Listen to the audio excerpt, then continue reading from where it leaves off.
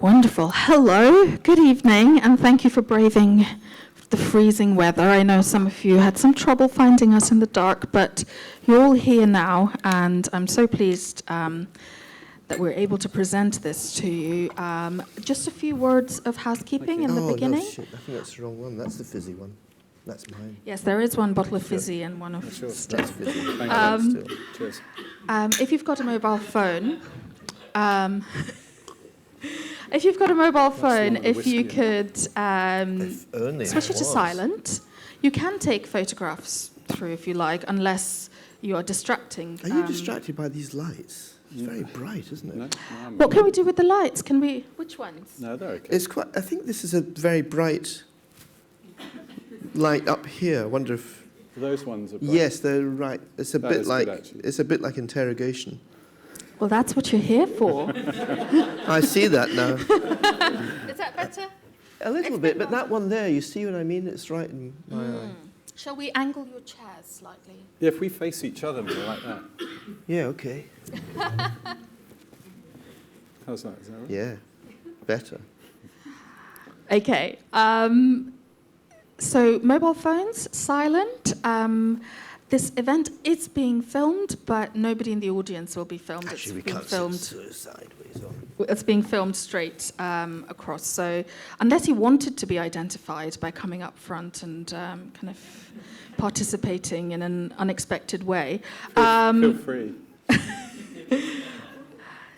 So it's always a pleasure to be working with living artists because they can actually talk about their work for you. And, you don't have to come to a symposium and hear learned lectures, though those are very illuminating as well, and many of you have been to those. But today we have an added pleasure because we've got Jock McFadyen, RA, here, who's been friends with Stuart for many years, from the beginning of Stuart's career, really, as an art student, and then, throughout his career. I believe that Stuart at one point was trying to buy Jock's studio from under his feet. Is that true? Yes, he was very persistent. Yes. But that problem was solved by a studio coming free next door, and so they were studio neighbours for some time as well. You've all come to the exhibition. I don't need to go into lengthy introductions, and I'm just going to thank Jock and Stuart for coming today and ask them to get on with it. Thank you very much. Thank you. Thank you. Thanks for coming. You're welcome, Stuart. It's good to see you again. It's good to see you too.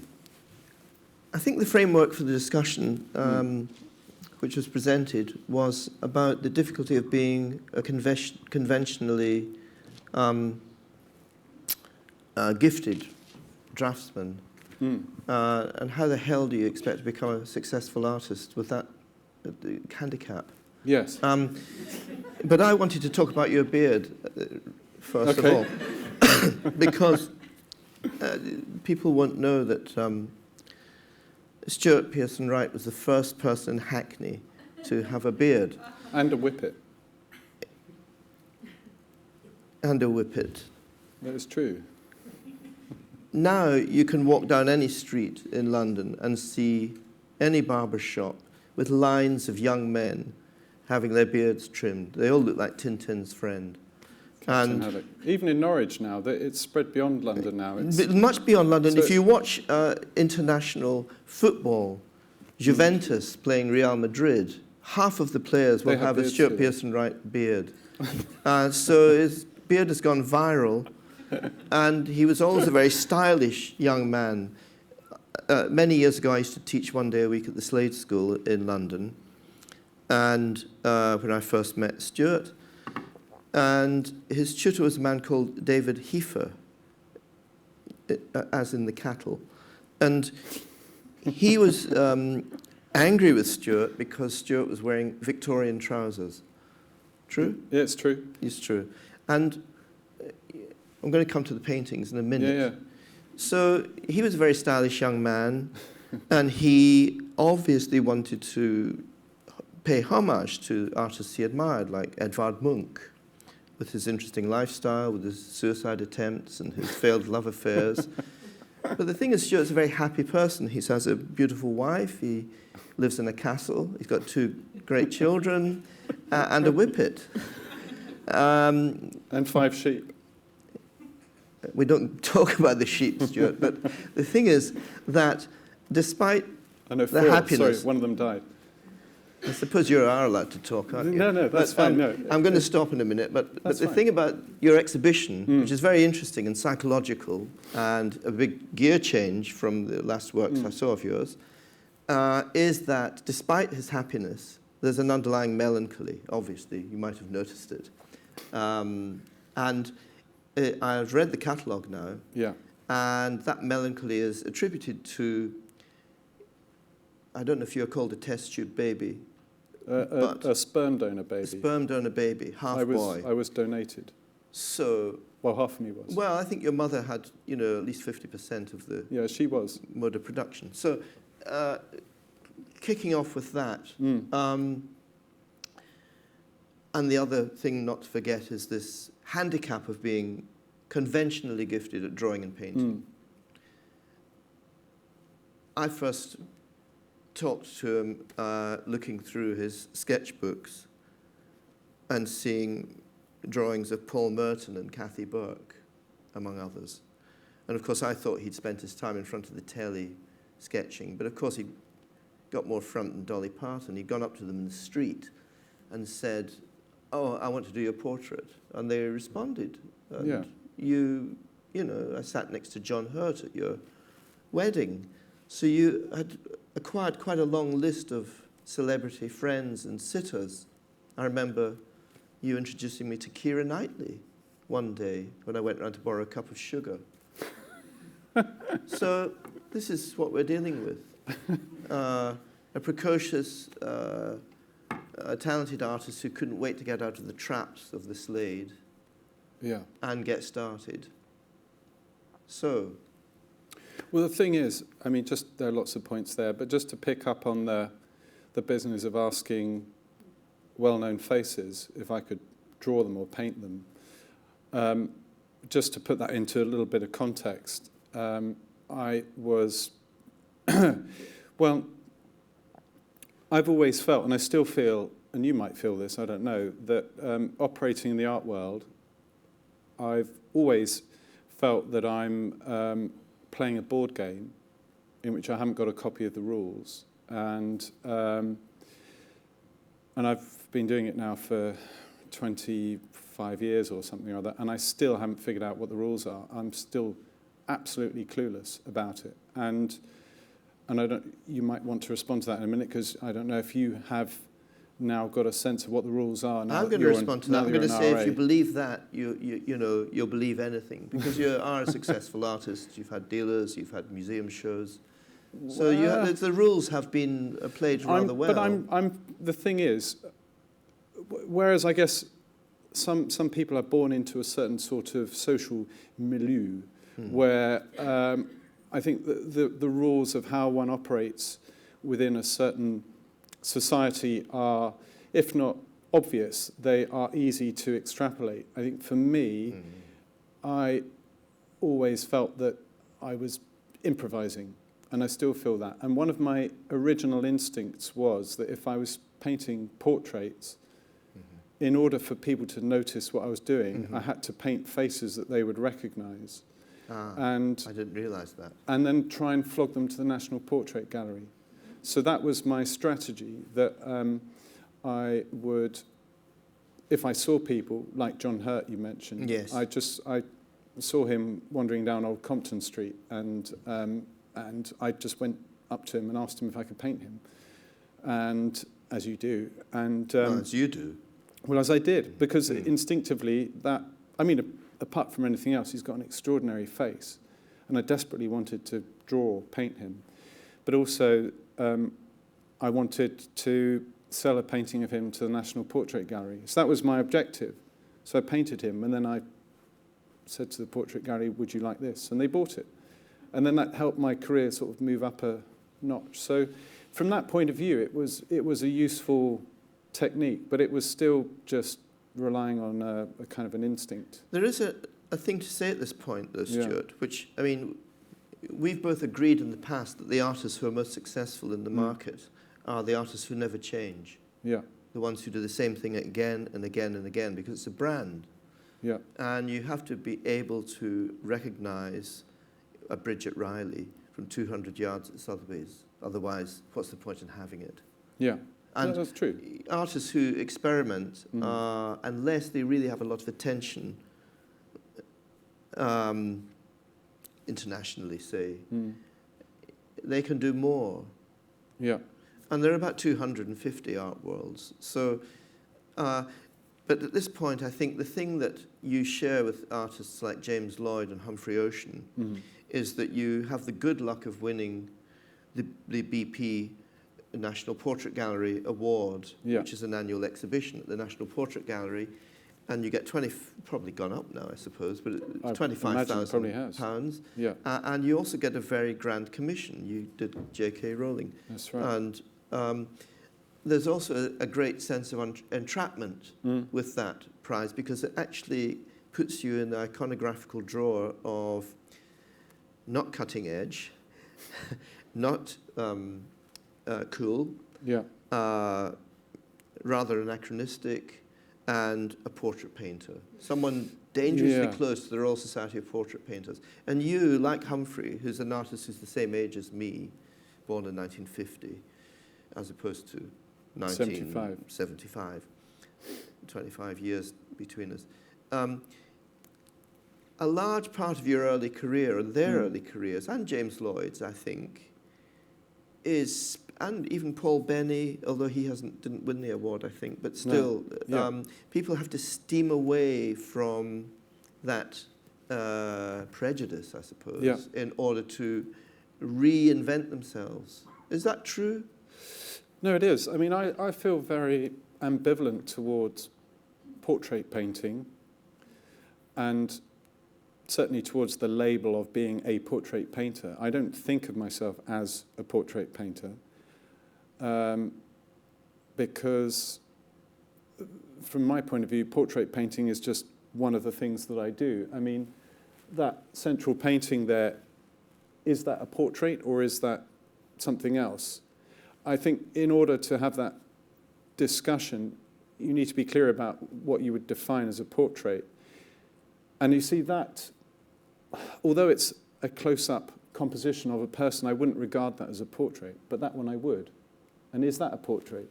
Yes, I think it is. And I think that you could say the same about The Ambassadors by Holbein, you know, because it's a hugely complex painting full of symbolism. Yeah.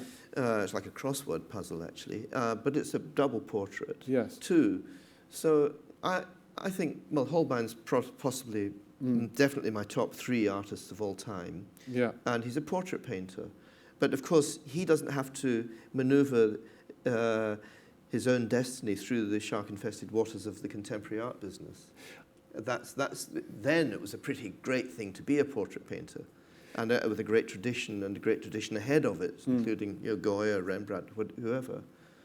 But I think perhaps what's significant about his practice was that the portraits he made were commissioned, whereas I might choose to paint somebody for my own purposes. But you also seek commissions too. But I do seek commissions. Yeah. But anyway, I think we could get really tied up in that. I think it's a very muddy area, and I always feel slightly uncertain about the motives of making portraits, and I always feel each year when I go to the BP Awards, the big annual portrait prize, which some of you might not be aware of at the National Portrait Gallery, I generally don't like any of the work in the show at all. I might pick up maybe 1 or 2 pictures, but I think my problem with it as an exhibition, and with the pictures in particular, is that they seem too concerned with making an ear look like an ear, or trying to get the nose right. And for me, that's not very interesting. I mean, that, for example, just because that popped up, that isn't about correctitude. It's about something else, and it's got a slightly different agenda as a painting. Or I've imposed another agenda on it, if that makes sense. I think that I saw the show recently in Edinburgh, actually, because it goes to Edinburgh after it's in London. I don't know if it's the whole show.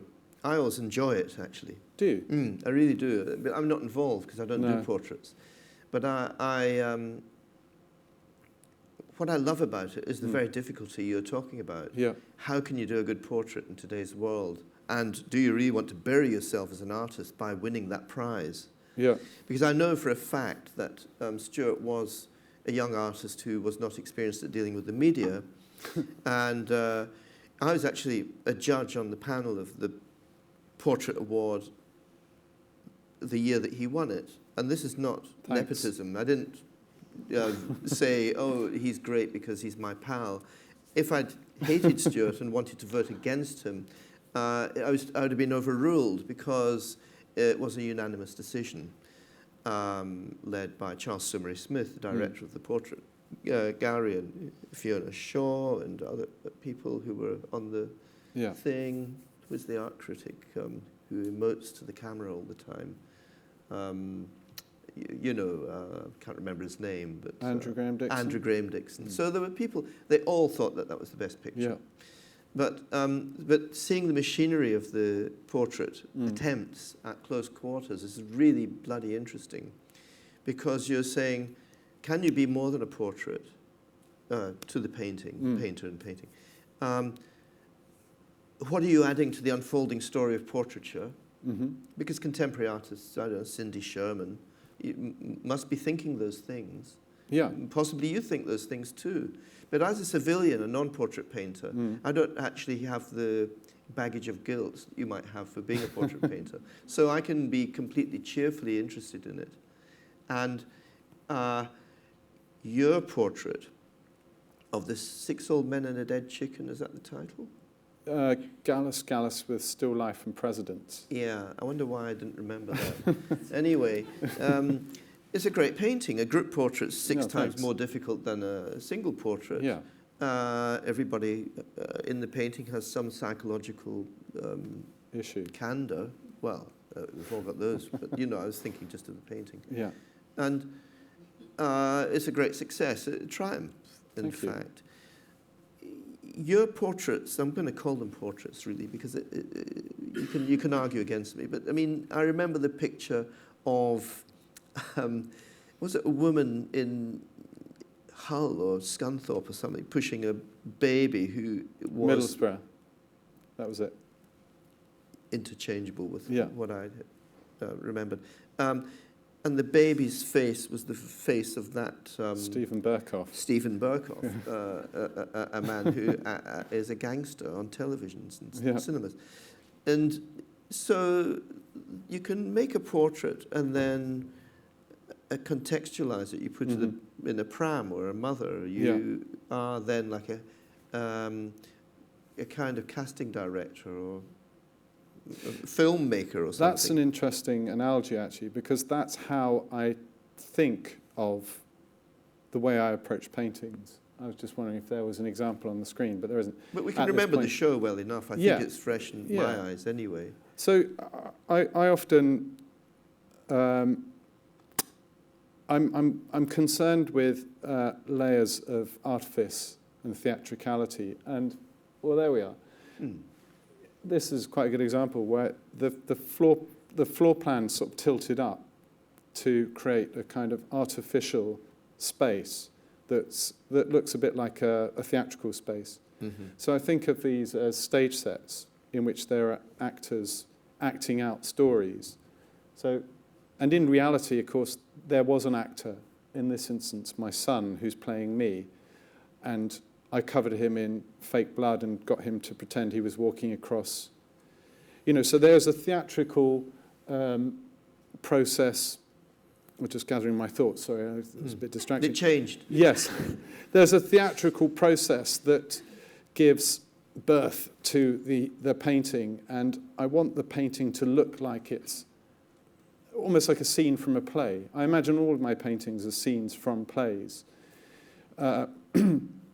Whereas I think a lot of people painting portraits are trying to present the thing as fact. This is this person in a room. Whereas I'm trying to introduce a layer of remove from the story. So this, instead of this is a painting of a boy in a car with his mum and stepdad, this is a sort of theatrical reconstruction of a scene that I remember, if that makes sense. This is the right point to say, I think, that your paintings have changed since you left London. Yeah, they have. Well, I've had an absence from your paintings, and I have seen this show for the first time. I haven't seen any of your pictures for 6 years or whatever it is since you left. And yeah, they have changed. You have to believe me, because I'm a member of the audience. So I think, blimey, that's a change. So the change that I'm going to tell you exists in whether I'm right or wrong. But anyway, the change I perceive is that the paintings have become much more candidly autobiographical, intensely, uncomfortably, psychologically questioning. So you're using the pictures as sort of a divining rod or something into your own probes. You're your own analyst with these paintings. Very much so. And whereas when you were doing the sort of, naked cowboys and huge landscapes with magic realist overtones, I didn't feel that about those. No. I feel with your painting there's always been a technical curiosity. I remember you wanted, when you were at the Slade, to make a life-size painting of a London bus, until I think I said to you, Stuart, all the other students would have to leave the studio because it's a bloody big thing, And you were also putting iron filings in paint and putting water on it to recreate rust. And I remember thinking, he's not only precocious, he's curious and genuinely experimental within the confines of being quite a graphic realist painter. But most graphic realist painters don't change the recipe. No. They don't really want to muck about with the paint. So I've done a lot of mucking about with I know you've stuck things on, and you've made. I overheard you telling someone you'd made a laser copy of something and scanned things or done stuff. But that's another kind of restlessness, isn't it? But okay, this penetrating psychological self thing going on, and you probably don't know this, but I have a brother who is adopted. Yes. My middle I did brother. Know that. Yeah. Well, he's sort of, if you're a half boy, he's, Zero he doesn't boy. know who his mother or his father is. And I have to also say something which you probably don't know, that that time we had a jam session in the downstairs of our house with Piers and Susie on the fiddle and stuff. And he is not only a style icon, he's also a fantastic, enthusiastic supporter of the ukulele, a passion that I don't share. But anyway, he had been upstairs and with lots of people in the house and everything. And he came down, he heard the music, and he said, "Does anybody know My Old Man?" And you were talking about the Lonnie Donegan song, I presume. Yeah. And I remember thinking, yeah, well, but Stuart, you don't. Were you aware of that? Or did you like that song because of... I was taught that at school. We sang it in class. When you were at school... That was de rigueur in the early 80s. But did you think... I love that song. That's the story of my... My Old Man's a Dustman. Yes, I know, but you'd abbreviated it to My Old Man. Did you not know that? No. Because I said, "Blimey, Stuart," and you carried on. So I thought he didn't notice what he just said. No. It's great, actually, in fact. But I sort of, did a double take and then went into the kitchen. But that was the revelation. You said you were going to tell me something. I thought you were going to tell me that you were my brother, dad. But my brother, who's adopted, was never interested in finding his birth parents, either of them, until I think the birth of his first grandchild. My younger brother is 62. He's 6 years younger than me. So he did track the family down. Oh, did he? Well, it's not like he wasn't a sperm donor child. He was just adopted by my parents. And when he was a tiny baby. And you can, if you're adopted, you can do like that Mike Leigh movie, about, I can't remember the title of it, but you can find your parents. It is easier. He went, yes, it's completely possible. So he went and found them and tracked them down, communicated with them, and they said, oh, we don't want to know. So they rejected him. And, twice. Yeah, twice. That must be pretty tough. It was, I think he was philosophical about it because he had these grandchildren now and had started another line. So there was some, but he must have been having this similar psychological, and he's not an artist. No. Well, I feel I ought to respond to a couple of your points. First of all, you talked about the change. Incidentally, that's a painting I'll talk about in a moment. That's called Stepdad. I know, yeah. So just to talk about how this sort of change in the work came about. The last exhibition you saw was called Love and Death, and that was at Riflemaker I remember. in London. And I felt quite despondent after I made that show because I just felt that I'd not, that the work hadn't come from a sort of sincere place somehow. That I'd been trying to sort of second guess something. I'd been trying to create something which, as a whole, felt very disingenuous. I mean, there are a couple of paintings that I quite liked, but it didn't feel as though it came from a very sincere place. Was that part of the, because I remember it was ironic, a lot of irony. Yeah, it was ironic. Was that because of this thing of not wanting to be typecast as a portrait painter and trying to establish a new identity out of that? Possibly. I think the show before that, I'd had a similar feeling as well. And then I left London and moved to Suffolk, to the middle of the countryside. And I also had a couple of children in that time. And I actually feel that the work in this show relates quite strongly to some of the work, ironically, that I was doing at the Slade, in terms of the palette and technically and compositionally as well. But this body of work began with that painting Stepdad, and I think that, I mean, we touched on this idea of being conceived by donor insemination, and that's always been a big thing for me. I mean, that's an understatement.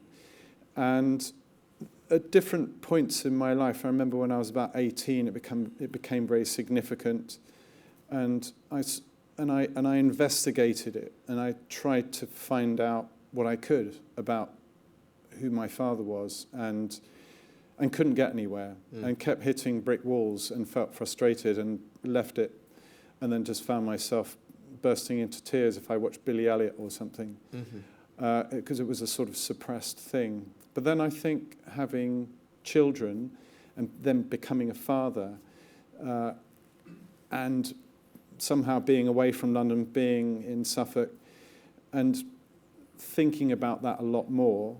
Can I just ask a question at that point? I mean, if you do live in the country, and I sometimes live in the country because I have a country place, but not, haven't taken my toe off the bottom, as it were. Sure. Do you know what I mean? Yeah, whereas I have. You have, I know, a very brave move, and a good move, I think. But the question I have for you is irony, and I mean, much of art is a kind of metropolitan activity. Yeah. And irony is quite at home in a city of 10 million people. Yeah. Is it just futile, meaningless, and crap when you live in Suffolk to be ironic? Do you see what I mean? Does an ironic picture mean anything in the middle of Suffolk? There's a lot of irony in Suffolk. I mean, I know ironic Thatchers.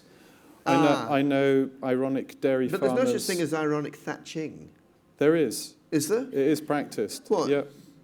Can you describe that? There's a bit of a digression, but... well, no, I think that I can imagine a Thatcher doing his conventional thatching being... It's quite sophisticated. Being ironic about He would have to tell you. He talks on Radio Suffolk and on Radio Norfolk. He should. There are I can't interviews. pick that up in Bethnal Green. You can listen again on the. But perhaps I should. May I come back to this? Yes, please. Yeah, which was that all of these things began to manifest as a sort of the beginnings of a kind of crisis about this issue, about my father in recent years, and I began to dwell on it more and more, and to feel more and more angry, actually, angry at the doctors and whoever the people were who decided on the way that the donor anonymity would work, and the fact that I was denied, essentially, this information. And all of that's now changed, of course. How many children are in the same boat? I mean, thousands or a smaller number? I don't know. I mean, when I was conceived, it was a relatively new process in the public sector. But it was a stepping stone towards IVF, wasn't it? It was a sort of bridge to IVF, scientifically, I think, medically. And also test tube babies, but which is a different case. But just coming back to this crisis, I then borrowed a box of old photographs from my mother and started looking through them, and just started dwelling on them and thinking about my childhood. And you talked about melancholy, and I think I'm given to melancholia. And I started to try and unpick that. I started to think about my childhood and try and work out where this melancholia had popped up, or what had kick-started that feeling. And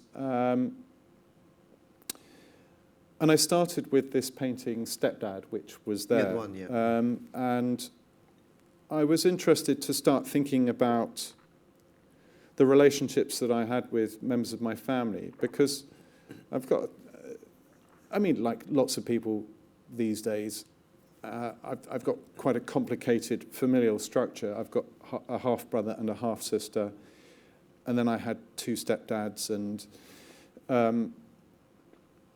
But the interesting thing was, I have a very strong memory when I was a child of being told that when my mother remarried my second stepdad, I was told that he was to be called Dad. I wasn't to call him stepdad or to think of him as stepdad.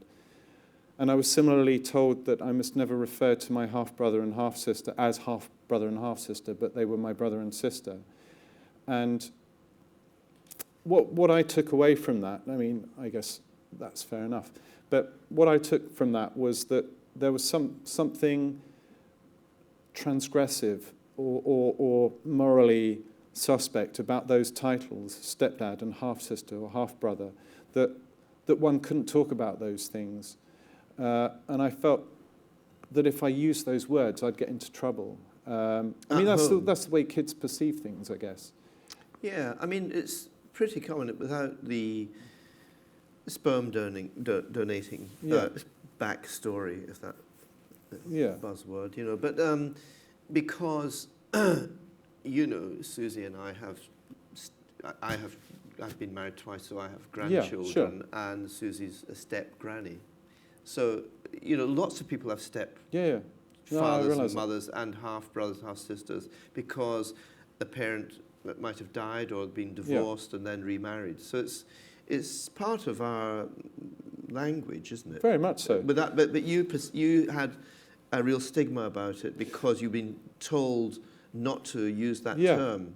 And it's quite queer. It's quite peculiar in a way. Because you could cheerfully say, "Oh, my half brother's up that ladder," or something. You could say it without any loaded meaning. No, exactly. In another person. But also, I was a bit confused because my stepfather had several children from a previous marriage, and they were my step siblings. And one of them or 2 of them had died also. And when people asked me how many siblings I had, I never quite knew what to say. 6s and 7s, you weren't. Sometimes I said I'm an only child. Sometimes I said I've got. Anyway, I don't want to dwell on it too much, but I just have done. I've spent 4 years making all these paintings about it. But I wanted to make these paintings and call them Stepdad, like that, or half boy and half sister, and I wanted to use those words and sort of reclaim them and put them on a painting as if to Exercise them. Yeah, to exercise them, so that I could get that out of my system. Yeah, I understand all that. Yeah. I mean, without having the feeling of it.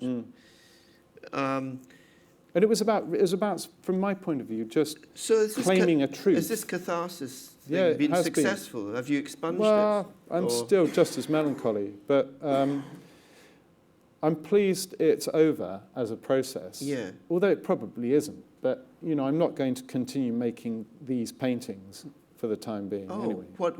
I don't mean to be glib, but Yeah. say what's next. I mean, are you working on work now which is beyond this? I've just got to do commissions this year to earn some money. Right, so that's going to be a sort of wall that will possibly divide whatever you do after the commissions. Yeah, well, I don't know what will happen then. Well, in So, fact, no, I'm designing an opera set next year, so that's what's happening next year. Well, I suppose what I mean is that when you go back to the coalface of painting and using the painting as a way of dredging things up, images coming up, you can't know what you'll do. Oh, no, I do have an instinct, actually, which is, are you familiar with Pina Bausch? I'm afraid so, yes. I dance. walked out of a Pina Bausch concert. Did you? In disgust. I You're just thought not it keen? was so arty-farty, I couldn't stand it. I just thought, for God's sake, you know, if it was a painting, it would be one of those faux surrealist. No, I really hate Pina Bausch. You see, I love Familiar, Pina Bausch. yes. I love Pina Bausch. We don't have to like the same things. No, that's Stuart. fine. We can still that's be fine. friends. Okay. So for anyone who's not familiar with Pina Bausch was a German dance theatre director. Is she dead? She's dead, yeah. She died 2012 or something. I'm sorry, that's, you know. But she in a way arguably created a new genre of dance theatre, which was a sort of combination of contemporary dance and theatre and ballet. And ballet. It's half ballet and half contemporary dance. It's quite an unusual art form, but I'm interested in taking that as a model and trying to work with dancers actually, and trying to get them to draw on their experiences as a starting point for making some paintings, in the way that Pina Bausch would take a dancer and try and get the dancer to present something that related to their own story. It's going to be more difficult for me to do a talk on those paintings. Well, when they yeah, emerge, definitely. I think. It's going to be very tough. This could be our last talk. Well, it might be. But I think the point is, I just want to move away from my own experience, my own strange but actually quite normal childhood, and think about other people's childhoods. That's true. It is a normal childhood these days anyway. It's quite a exactly. typical childhood. All the things, you know, there's cars. We all have them in our But it's how you memory experience bank. it, I guess. I guess it's about the subjective We've all experience. puked up in Debenhams. You did as well, did you? No, I just made that up. But, you know, we've all done something like that. You know, Did you do that? I'm not even going to tell you in front of people, you know. I love that. It's No, thanks. but it's so confessional. I mean, there's also that thing of ringing out, and you know, I remember Keith Allen coming on naked on the stage, completely naked. Yeah. This sort of thing. Well, fuck you. This is it. What are you going to do about it? Yeah. There's an element of that in this painting. Well, there is. I mean, I was going to, but I Oh yes, I had didn't mean literally, but I had you a know. body double for this because I was supposed to be sort of 17 there, so I had to. It's gone now. I'll have to think about that. Yeah. No, that was a difficult painting to make, actually. Because of the confessional side. Yeah, that was really getting quite raw. And it's one of those things where, I don't know if you have this or have had this in the past, where you think, what will my mother think of this? Oh, you mean if you show that painting to your that mother? painting. I mean, she's seen it all, but She's seen your other work, though, she's Stuart. seen it all. She But also, I has. mean, it's funny, a lot of this exhibition, I was wondering how will mainly my mother, but also my sister, Your my children. half-sister. Your children. Oh, no, they're fine. Yeah, but when they the think- children change, Stuart, because I've done a lot of pornographic paintings, as you know. Yeah. I've been told by my 25-year-old daughter that my paintings are frightening and always terrorise them as children, but they never told me.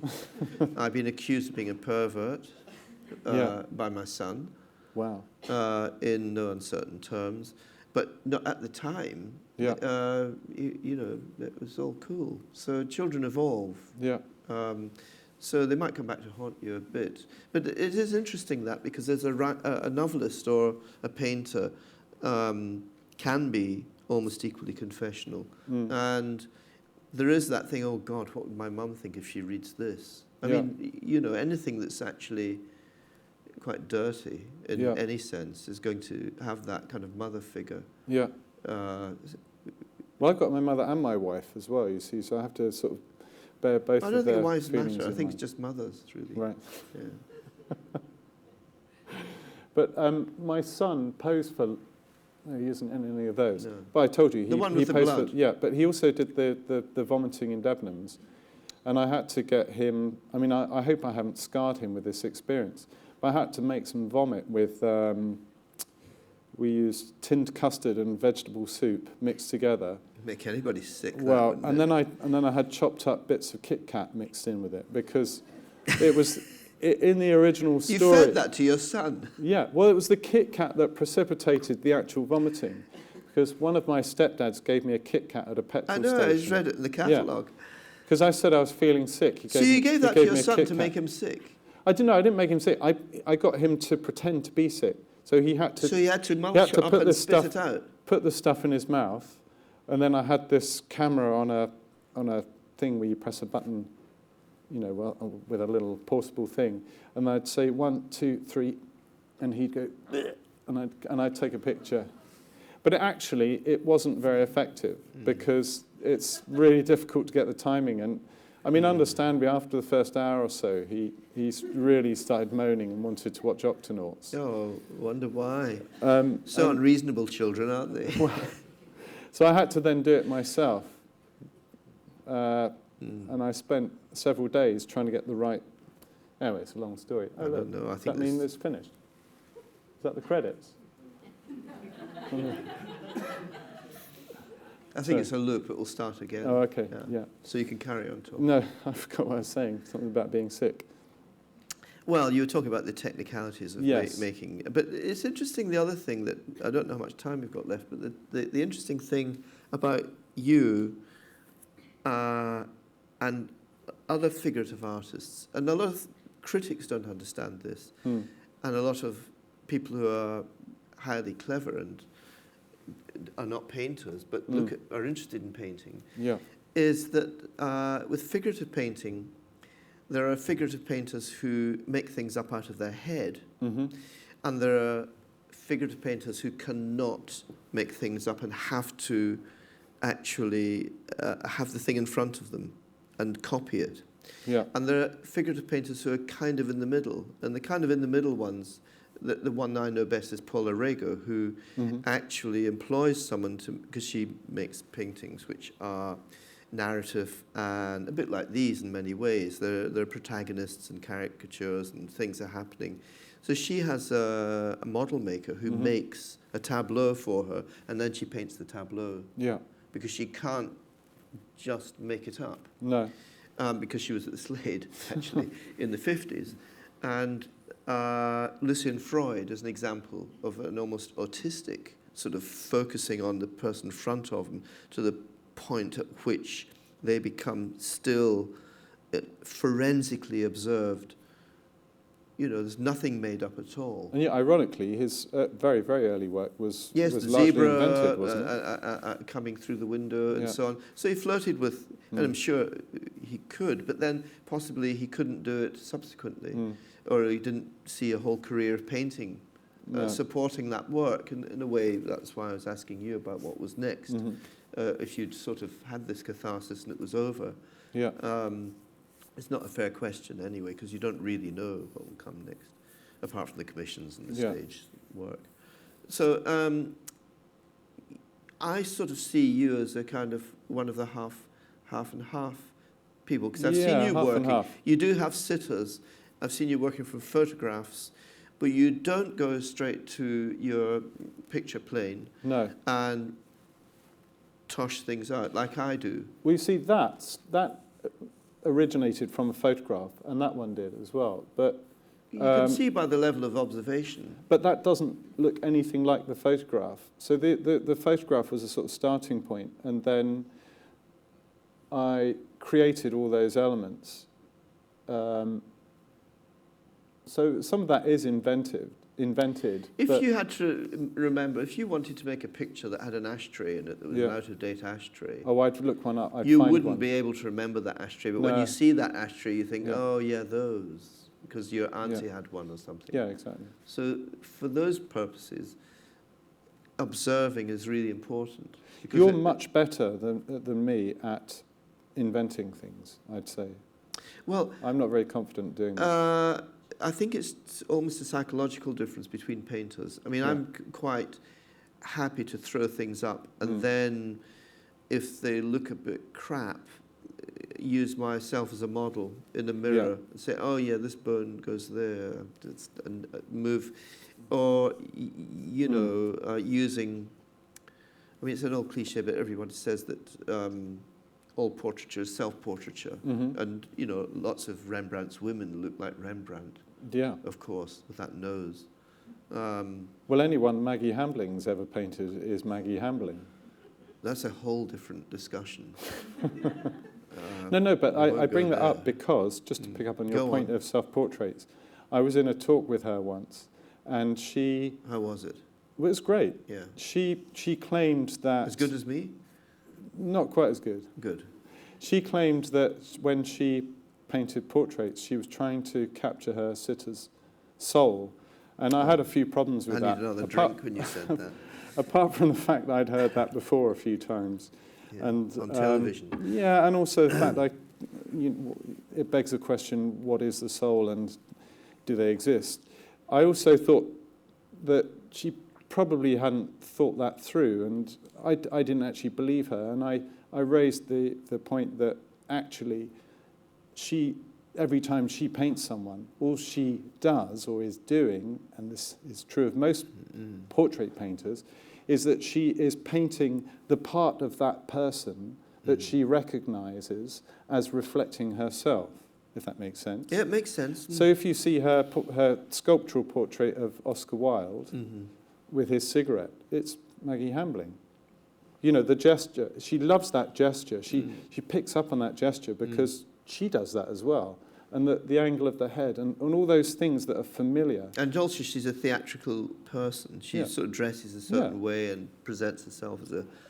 And that's why if I paint someone, they usually look miserable and have long faces. Going back to Edvard Munch and this miserabilism, you admire Munch, don't you? A little bit, not hugely. A little bit?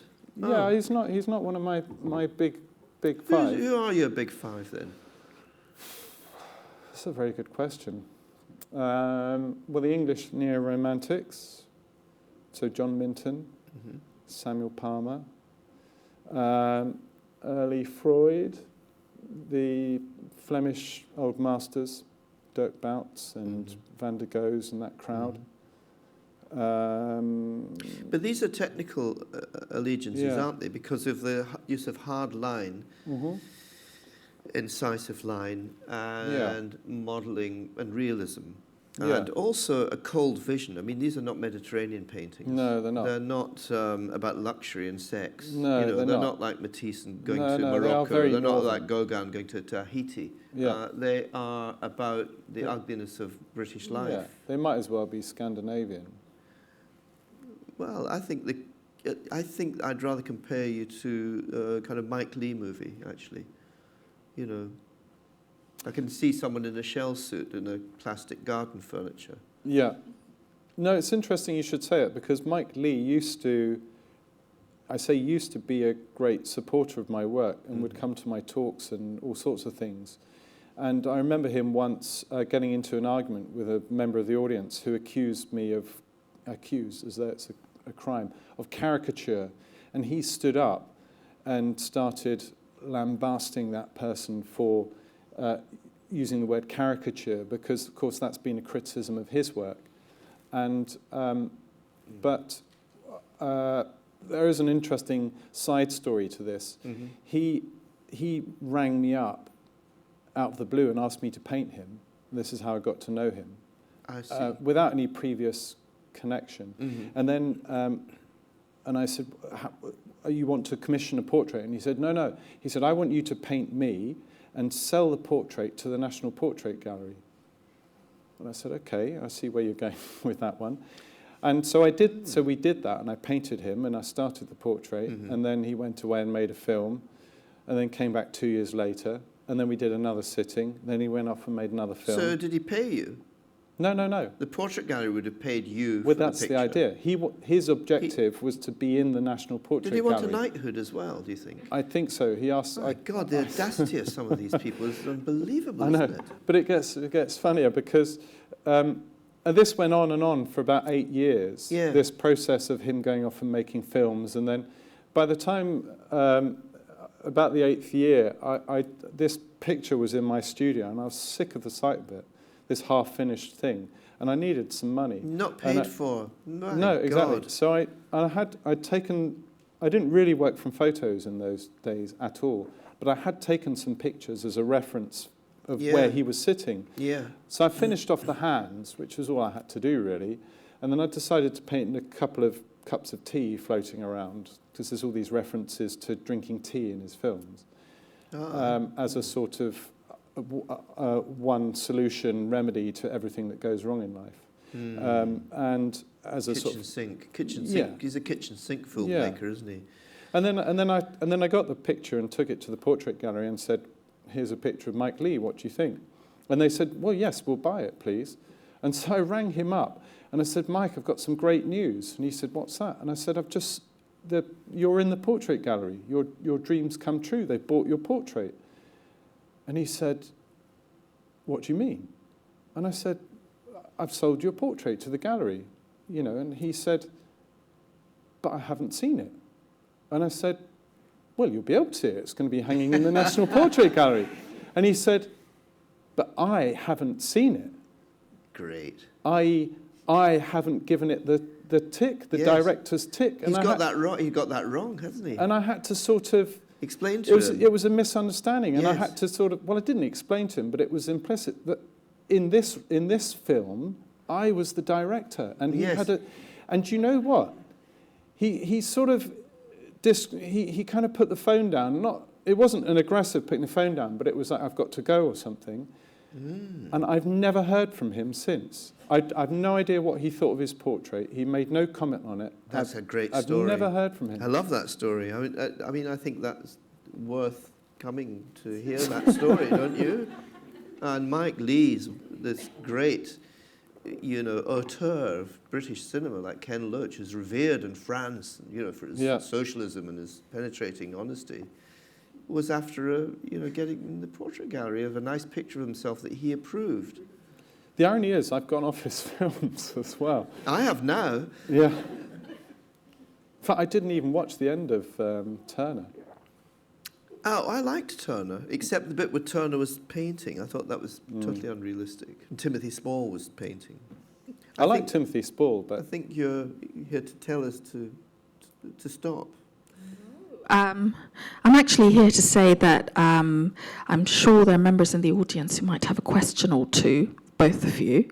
And should we do that for a few minutes? That'd be great. Do wait for the microphone to come to you so that we can get a kind of voice recording of the question. Any questions? Thank you, Vera. Thank you.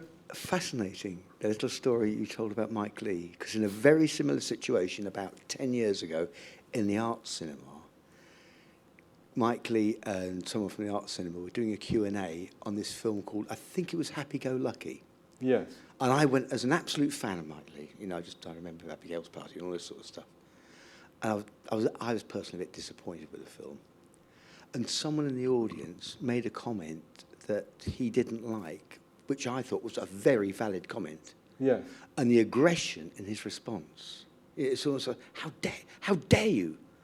And I have to say, in the same way that you're just saying your impression of Mike Leigh has dropped, exactly I didn't the same set out expression. to... No, of to- course not.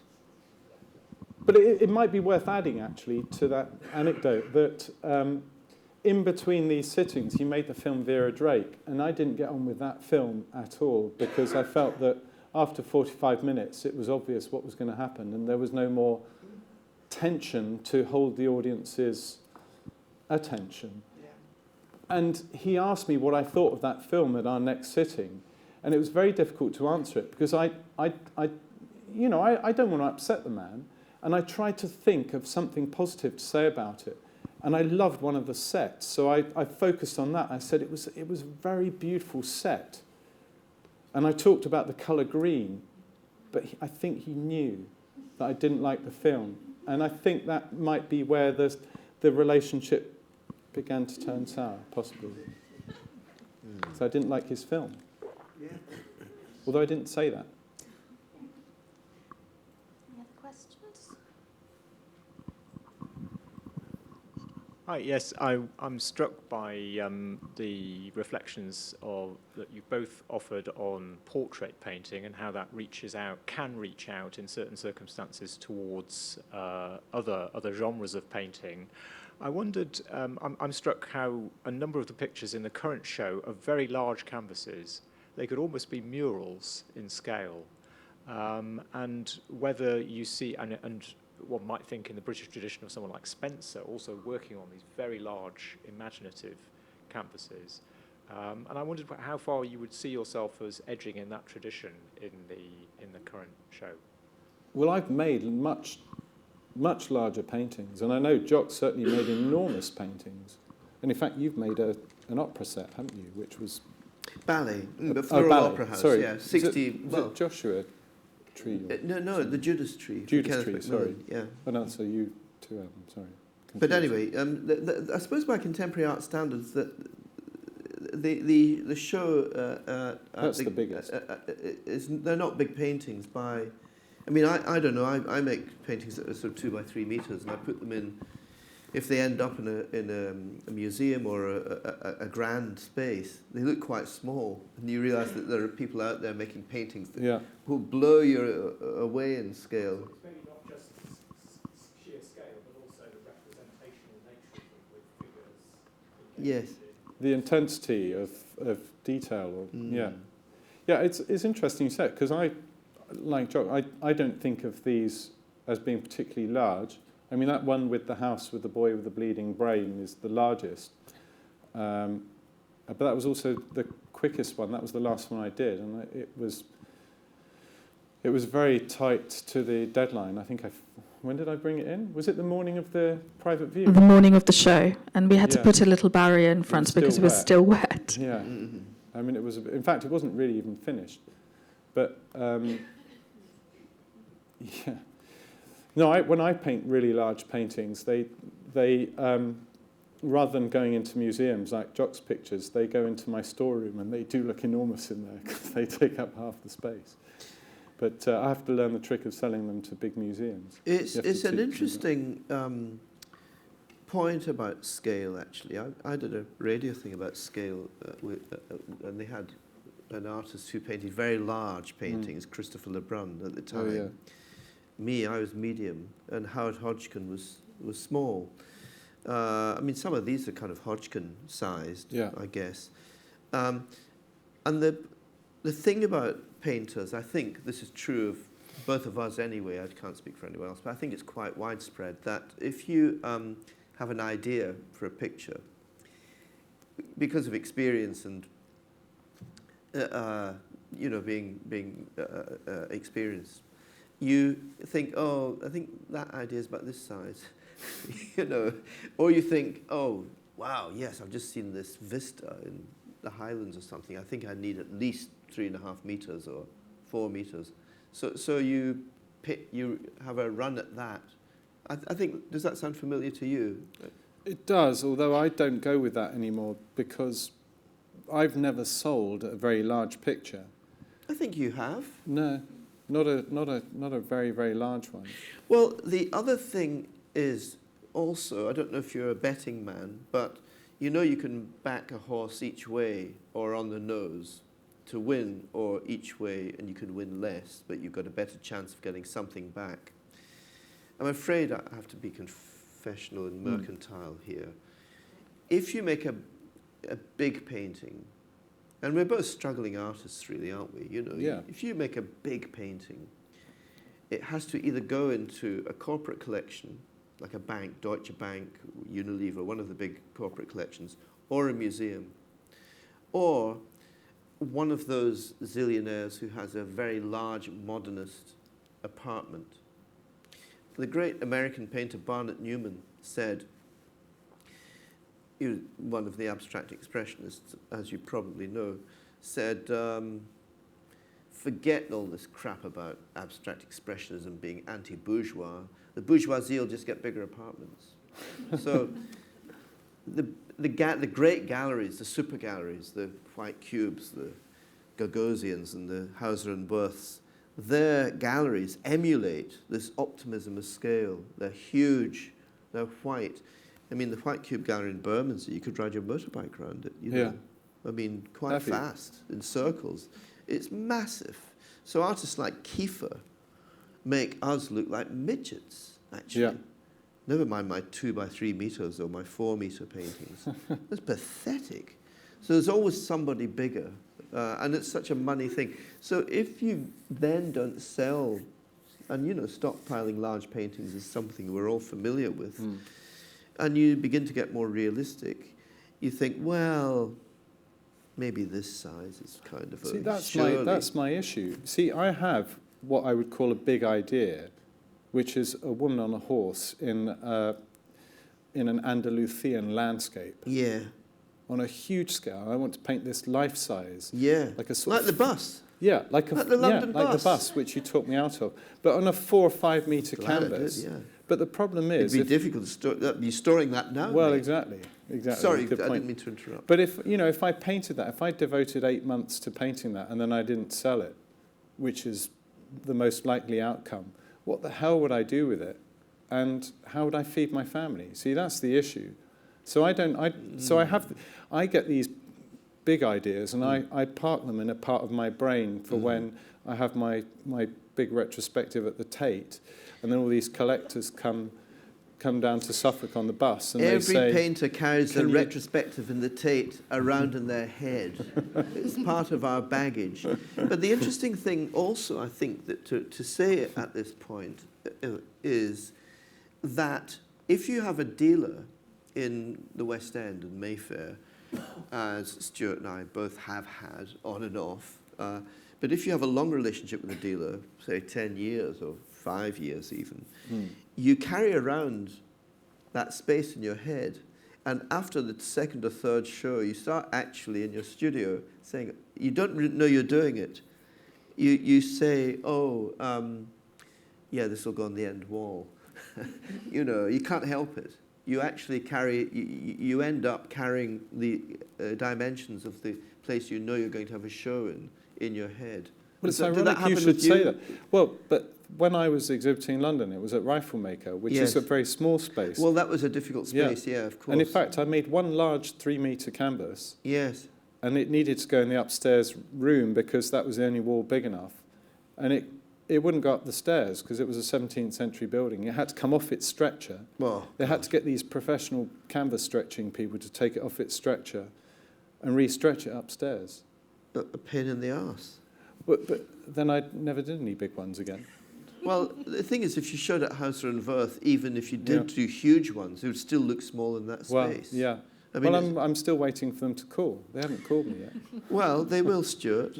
But scale is important because it's got the sort of business side involved in it, and you've also got the psychological side, or also the size of an idea. I mean, does a huge statement, does a subject warrant a huge statement? You might physically need the space. But what I was going to say is the picture that's this size you think is quite moderate after making big pictures. And then somebody might buy that painting and say, oh, we really nearly didn't buy that. It was so big. We didn't know if we'd get it in our house. Because people are comfortable with... I mean, I live in an old house, as you know. And, I think I don't want anything much bigger than that. But if I'm in my studio, which is an industrial building, 20, 30-year-old industrial building, made of breeze block of 2,000 square feet, I'm thinking... this looks tiny. So the scale thing is quite... And also, I think Mick Jagger should be mentioned at this point, don't you? Mick Jagger? Yeah, Mick Jagger, because I can't remember if it was Susie that told me this, but Mick Jagger, when he plays, a stadium or something, all the roadies apparently know how to play all the songs. Brown Sugar, Jumping Jack Flash. They can do all that. They could go on instead of the band. They're so good. They're all, so they don't need to do sound checks and all that stuff. But what they do have to do, they have to set the stage up with all the runways, because Mick Jagger has his dancing routine where he does all that stuff, marching up and, so that's all choreographed. That has to be set up. Right. So that he walks up to the audience and wiggles his ass and then does all this stuff. So that's where the main focus of the presentation of the show is. The music, the roadies just do all the other stuff like that. But the thing with mixed dancing is really a big deal because the structures have to be made. I can't remember who told me that, but it's somebody in the music. Or how it was her. That's my wife. She's a musician. She knows that stuff. Yeah. Should we take a couple more questions? We've got one right here. Sorry.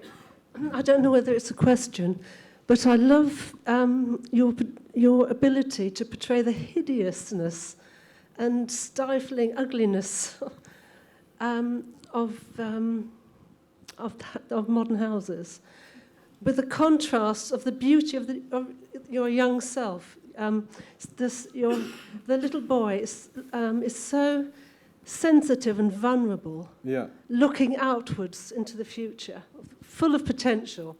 And then there's a contrast of that stifling hideousness. So I haven't really got a question, but that's what strikes me so much about your paintings.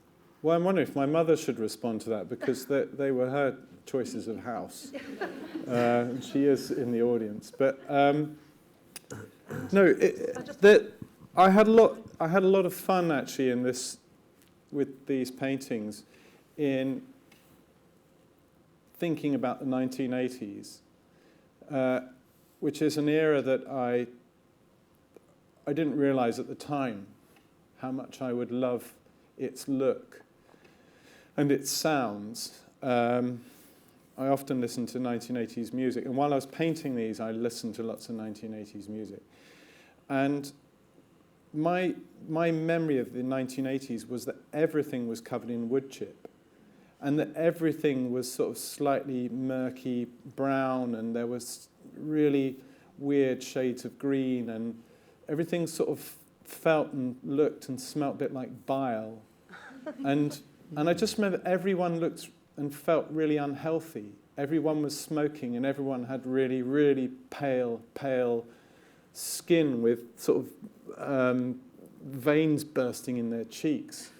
It was I associate the 1980s really with wood chip and white bread, and those are sort of, and I think of that diet and all those cigarettes, and it does make me feel a bit sick. But also, it was fun to try and, I mean, one of the changes in the work that you've probably picked up on is the change in palette from my last exhibition, Love and Death, which was very dark and gloomy and full of very deep turquoises and blacks and dark greens, and then moving here to sort of mustard yellows and bright pinks and other slightly incongruous purples. But that was me having fun with the colours of the 80s. And, well, thank you. The beautiful, sensitive child is my son, so I'll say thank you to you for that. And he is a bit incongruous in those spaces. And can I just ask you, did you watch Blind Date? I did, and in fact, there's another interesting anecdote here, because my mother, who, I keep referencing, and apologies, Mum, you're in the audience, but my mother forced me to go and audition for Blind Date when the auditions came to Eastbourne, where I was growing up at the time, and I actually got through to the second round and had to go to London for the second round of auditions. I think I was only 17, and part of this auditioning process was I had to do an impression of Julian Clary doing something or other, and I didn't know who Julian Clary was, and it all fell foul, and I didn't get onto the programme. But it was a mainstay of my childhood, Blind Date, yes. And that's why I wanted it to be in that painting, half boy and half sister. Thank you so much. I'm afraid we've run out of time. Thank you both for doing this. And we knew that it was going to be very candid, and you've delivered.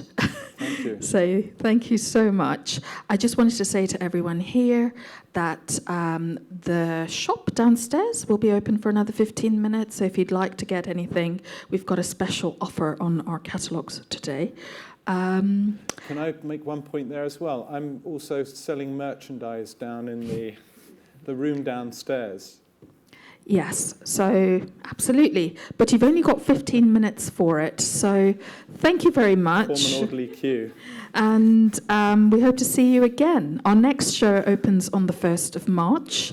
And it's a show of contemporary artist prints made by Kip Gresham and about 40 luminaries of the art world. So we hope to see you again at that and at Half Boy before it closes on the 6th of February. Thank you very much. Thank you. Thank you. Thanks.